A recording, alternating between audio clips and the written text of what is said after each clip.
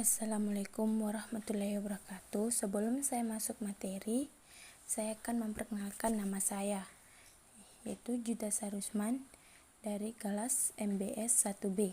Di sini saya akan menjelaskan semua penggabungan materi komputer. Di sini kita lihat banyak materi yang saya akan jelaskan satu persatu. Yang pertama itu konsep dasar dan sejarah perkembangan komputer. Pengertian komputer. Pada awalnya, istilah komputer merupakan julukan seseorang yang ahli di bidang aritmatika, baik menggunakan alat hitung ataupun tidak. Sejarah perkembangan komputer ada 5. 1. Generasi pertama, tata tabung vakum. Pada tahun 1946, komputer diciptakan dengan tabung vakum sebagai komponen utamanya. Beratnya hampir 30 ton. Tapi hal ini sangat tidak efisien karena membutuhkan daya listrik yang besar serta panas yang berlebih. Kedua, generasi transitor. Generasi tabung vakum mengalami perkembangan sehingga tergantikan oleh teknologi transitor sebagai komponen utama yang sangat canggih. Mulai digunakan sekitar tahun 1959 hingga 1965. Beberapa kelebihan yang dimiliki adalah ukuran yang lebih kecil, tidak terlalu panas, dan minim tingkat kegagalan. Ketiga, generasi IC. Generasi ini disebut dengan generasi ketiga. Bentuk transitor diperkecil, kemudian diletakkan pada IC bersama beberapa resistor dan kapasitor. Keempat, generasi mikroprosesor. Pertama kali dibuat oleh IBM pada tahun 1971. Kemudian di tahun 1984, perusahaan Apple merilis Macintosh. Sejarah komputer dan perkembangan selanjutnya memasuki masa mikroprosesor. Kelima, generasi AL. Yang terbaru dari perkembangan komputer adalah munculnya teknologi bernama AL, yang memiliki kecerdasan buatan sehingga dapat melakukan input. Selanjutnya, jenis-jenis komputer dan penggolongan komputer. Jenis komputer.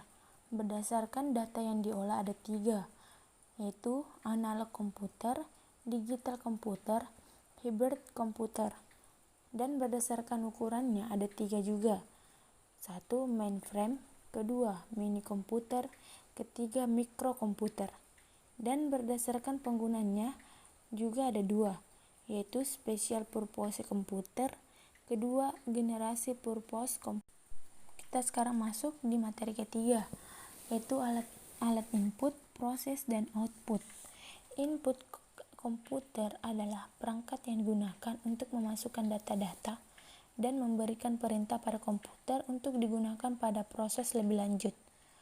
Output merupakan perangkat keras komputer yang digunakan untuk mengkomunikasikan hasil pengolahan data yang dilakukan oleh komputer untuk pengguna. Proses merupakan instruksi atau perintah yang dikerjakan oleh komputer untuk menjalankan operasi data serta operasi aritmatik dan logika yang dilakukan pada data. Contoh alat input itu keyboard, mouse, scanner, joystick, touchpad, trackball, kamera digital, dan masih banyak lainnya. Output contohnya monitor, printer, plotter, speaker, dan proyektor. Sedangkan proses contohnya yaitu CPU, ALU, CU, motherboard, prosesor, register, cache memori, RAM, dan lainnya. Selanjutnya kita masuk di materi komponen hardware. Hardware adalah sebuah komponen komputer yang berfungsi untuk mengolah data pada proses komputerisasi sesuai dengan instruksi yang telah ditentukan, sehingga output dari setiap proses komputerisasi mampu terwujud. Jenis-jenis hardware ada input device, process device, output device, backing trigger, dan peripheral. Jenis-jenis port per komputer ada USB, PS2 port, serial port, parallel port, VGA video port, power supply, network port, audio. Media penyimpanan data adalah alat yang digunakan untuk menyimpan data yang disimpan tersebut dapat dibaca kembali untuk diproses oleh komputer. Media penyimpanan data dapat dibedakan, yaitu hard disk, flash disk, floppy disk, CD, DVD, Blu-ray, RAM, cache memori, dan ROM. Selanjutnya, materi, fungsi, dan kegunaan perangkat lunak komputer atau software. Perangkat lunak software adalah istilah khusus untuk data yang diformat dan disimpan secara digital. Di dalamnya termasuk program komputer, dokumentasinya, dan berbagai informasi yang dapat dibaca dan ditulis oleh komputer. Fungsi perangkat lunak atau software adalah memproses data atau instruksi perintah hingga mendapat hasil atau menjalankan sebuah perintah tertentu. Perangkat lunak juga berfungsi sebagai sarana interaksi yang menjembatani atau menghubungkan pengguna komputer dengan perangkat keras. Macam-macam perangkat lunak, yaitu 1. Sistem operasi, 2. Pengolah kata, 3. Browser, 4. Desain grafis, 5. Presentasi, 6. Pengolah gambar, 7. Pengolah angka, 8. Chattingan dan jaringan komputer. Materi selanjutnya, memahami dan mengaplikasikan beberapa aplikasi pengolahan data, pengolahan kata menggunakan Microsoft Word. Microsoft Word adalah perangkat lunak pengolah kata atau word processing adalah program yang digunakan untuk mengolah dokumen berupa teks, misalnya surat, kertas kerja, kartu, nama, buku, jurnal, dan lain-lain. Sedangkan bagian tampilan yang sering digunakan pada Microsoft Official Word yaitu workspace atau lembar kerja, ribbon, quick access toolbar, title bar, kontrol jendela, top management, scroll bar, ruler, status bar, dan lain. Sekarang kita lihat bagian-bagian Microsoft Word. Di sini kita lihat ada beberapa bagian Microsoft Word seperti workspace, ribbon, dan text cursor, dan masih banyak lain lagi. Contoh aplikasi pengolah kata ada Microsoft Word, Lotus Word Pro, Corel Word Perfect, dan masih banyaknya. Fungsi Microsoft Word itu membuat dokumen, mengedit dokumen, dan memformat dokumen. Ekstensi nama file dokumen Microsoft Word ada 2. 1. Microsoft Word 2007 dan di bawahnya akan menghasilkan ekstensi nama file Docs. Kedua, Microsoft Word 2010 dan di atasnya akan menghasilkan ekstensi nama file Docs. Sekarang manfaat dan kegunaan Microsoft Word. 1. Membuat dokumen yang dapat dicetak seperti surat, laporan kerja. Kedua, membuat buku dengan berbagai format. Ketiga, membuat dokumen yang lebih profesional dengan gaya penulisan yang beragam seperti jenis font, warna, dan lain-lain. Membuat surat dengan lebih cepat. Membuat dokumen ilmiah dengan fitur references untuk mempermudah penulisan ilmiah. Dan tersedia beragam template yang dapat diunduh untuk mempercepat pembuat dokumen. Materi selanjutnya, memahami dan mengaplikasikan beberapa aplikasi pengolahan data menggunakan MS Excel. Microsoft Word adalah program aplikasi pada Microsoft Office yang digunakan dalam pengolahan angka atau aritmatika. Microsoft Excel sangat membantu kita dalam menyelesaikan permasalahan yang mudah sampai dengan yang rumit dalam bidang administratif khususnya. Seperti contoh yang kita lihat itu, ada contoh yang sudah saya tampilkan dalam gambar. Menjalankan MS Excel. Untuk menjalankan program MS Excel, Anda dapat melakukan salah satu berikut.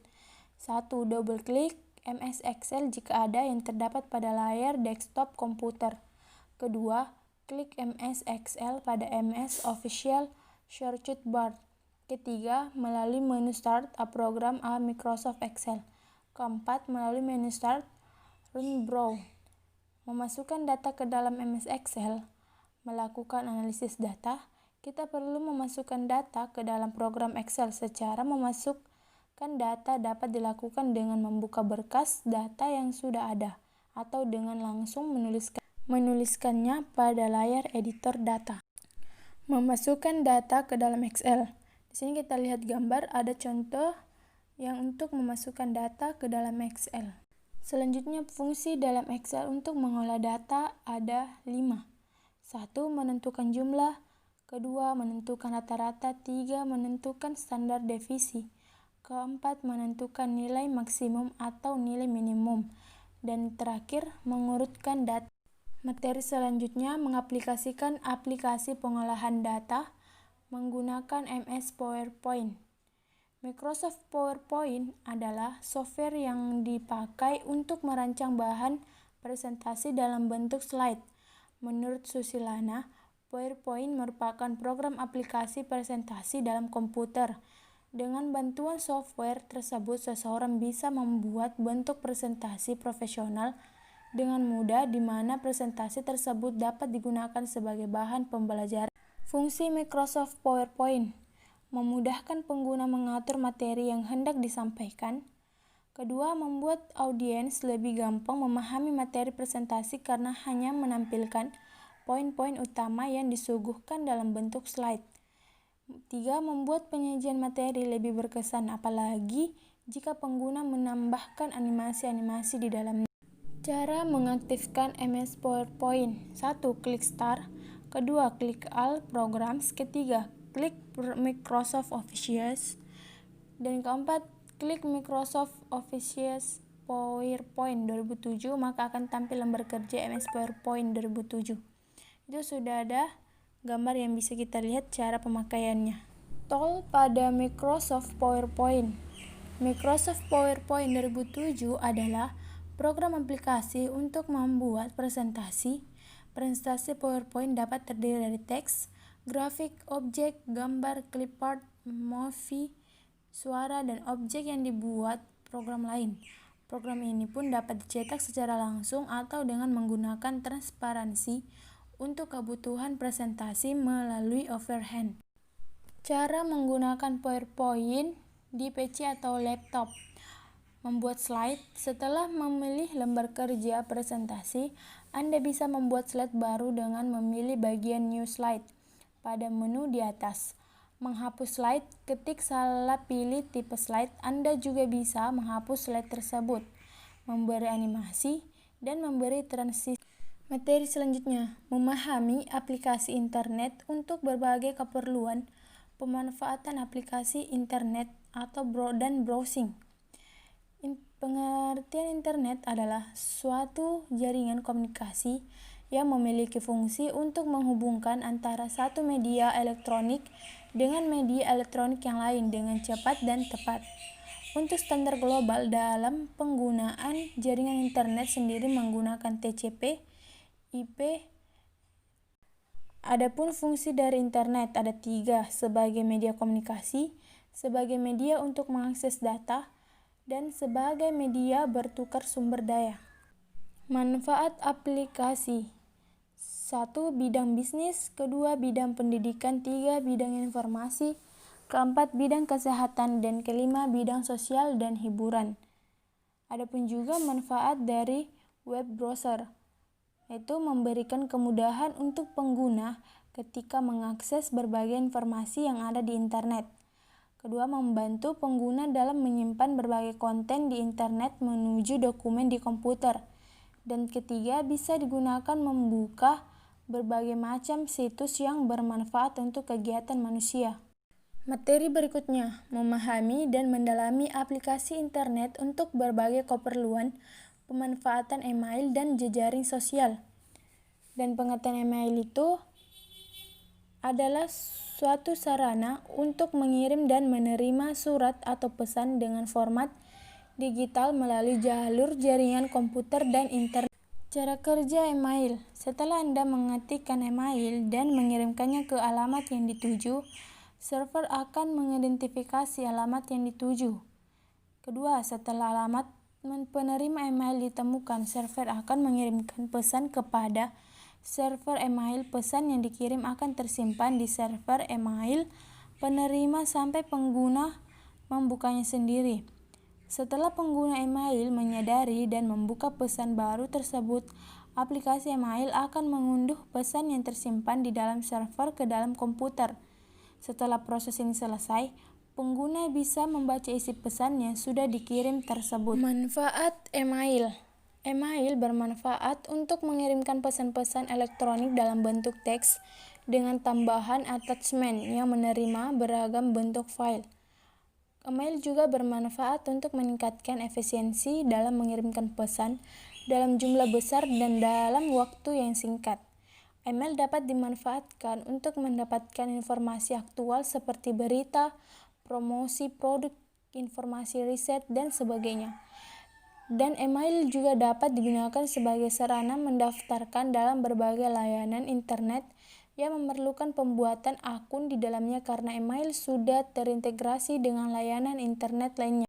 Penjelasan tentang jejaring sosial adalah suatu struktur sosial yang dibentuk dari simpul-simpul yang umumnya adalah individu atau organisasi yang dijalan dengan satu atau lebih tipe relasi spesifik seperti nilai, visi, ide, teman, dan keturunan, dan lain-lain. Jejaring sosial lebih mengacu pada situs atau website yang digunakan sebagai tempat berkumpulnya orang banyak tanpa dibatasi dan memiliki jalur ikatan seperti keluarga, teman, rekan bisnis, dan lain sebagainya. Perbedaan media sosial dan jejaring sosial.